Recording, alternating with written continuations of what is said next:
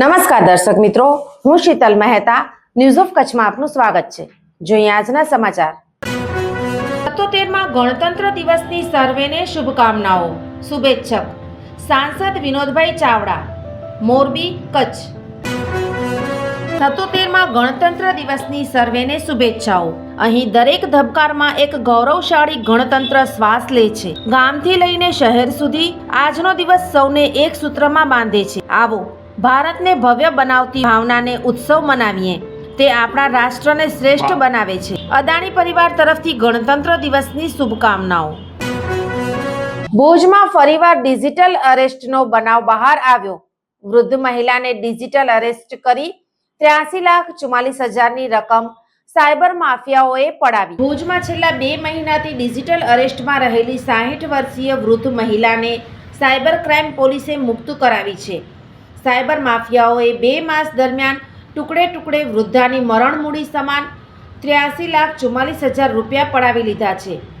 પશ્ચિમ કચ્છમાં સાયબર ક્રાઇમના બનાવોમાં જાણે ઉછાળો આવ્યો હોય તેમ 26 દિવસમાં આ ચોથી ફરિયાદ નોંધાઈ છે. ભુજના કોડકી રોડ પર પ્રભુ પાર્ક પાસે વિનાયકી રેસિડેન્સીમાં રહેતા 60 વર્ષીય રાજ્યલક્ષ્મી ચિદમ્બરમ જોશી નિવૃત્ત છે અને એકાકી જીવન ગાળે છે. 26 નવેમ્બર 2025ના રોજ તમારું સિમ કાર્ડ ગેરકાયદે પ્રવૃત્તિમાં સંકળાયેલું હોવાનું જાણવા મળ્યું છે અને થોડીક વારમાં બંધ થઈ જશે તેમ કહીને ટેલિકોમ રેગ્યુલેટરી ઓથોરિટી ઓફ ઇન્ડિયાના નામે ગઠિયાઓએ તેમને જાળમાં ફસાવેલા. પોલીસ, સીબીઆઈ, સુપ્રીમ કોર્ટના જજ બનીને ડરાવ્યા. અન્ય કેસોમાં જે મોડસ ઓપરેન્ડીથી નિર્દોષ વૃદ્ધોને ટાર્ગેટ કરાય છે તે જ રીતે સાયબર માફિયાઓએ પોલીસનો યુનિફોર્મ પહેરીને તેમને મુંબઈ કોલાબા પોલીસ સ્ટેશન બોલાવ્યા હતા. ત્યારબાદ સીબીઆઈ ચીફ અને સુપ્રીમ કોર્ટના જજનો સ્વાંગ ધારણ કરીને ખોટા હુકમો બનાવીને વૃદ્ધાને ડરાવી દીધા હતા. કેનેરા બેંકમાં તેમના નામના ખાતામાં કરોડોની હેરફેર થઈ હોવાનું, મની લોન્ડરિંગનો કેસ હોવાનું કહીને ગઠિયાઓએ તેમને હાઉસ એરેસ્ટ કર્યા હતા. કેસના સેટલમેન્ટના નામે સાયબર ચીટરોએ પોતે જે બેંક ખાતા નંબર આપે તેમાં રૂપિયા ટ્રાન્સફર કરવા સૂચના આપેલી. 28 નવેમ્બરના રોજ પહેલીવાર વૃદ્ધાએ 90,000 રૂપિયા ટ્રાન્સફર કરાવેલા. ત્યારબાદ ટુકડે ટુકડે આરોપીઓની સૂચના મુજબ તેઓ જે બેંક ખાતા નંબર આપે તેમાં રૂપિયા જમા કરાવતા રહેતા હતા. રૂપિયા પડાવવા વૃદ્ધાને દિલ્હીનો ફેરો ખવડાવ્યો. ગુનાનો ભોગ બનનાર રાજ્યલક્ષ્મીબેને તેમની બહેન વિજયાલક્ષ્મી સાથે પોસ્ટ વિભાગમાં નેશનલ સેવિંગ સર્ટિફિકેટ્સનું એક જોઈન્ટ ખાતું ખોલાવી રાખેલું. રાજલક્ષ્મીબેન તેમની મંજૂરીથી દિલ્હી જઈ બહેન વિજયાલક્ષ્મીને ભુજ તેડી લાવેલા અને ચીટરોને સૂચના મુજબ જોઈન્ટ ખાતા પર 40 લાખ રૂપિયાની ઓવરડ્રાફ્ટ લોન મેળવીને તેમના ખાતામાં જમા કરાવી હતી. ચીટરો સતત તેમને વિડીયો કોલ કરી વોચ રાખતા. બેંકમાં જાય ત્યારે પણ વોચ રાખતા.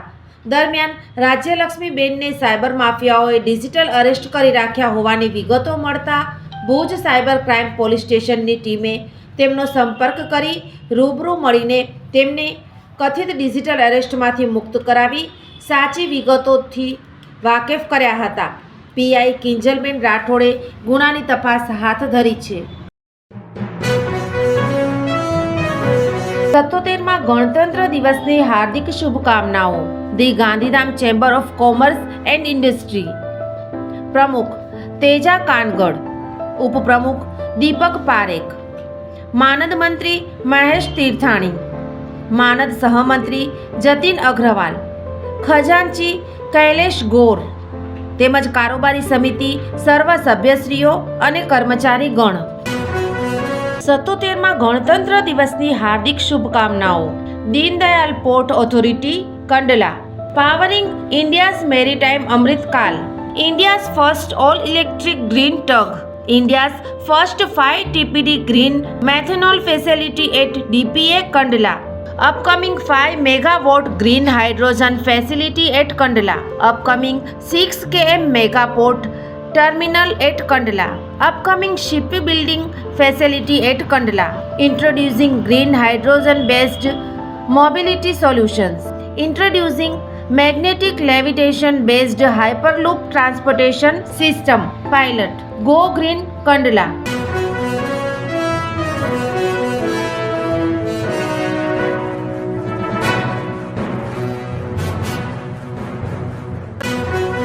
દર્શક મિત્રો, આજે તારીખ 27 જાન્યુઆરી 2026 આ હતા આજના સમાચાર.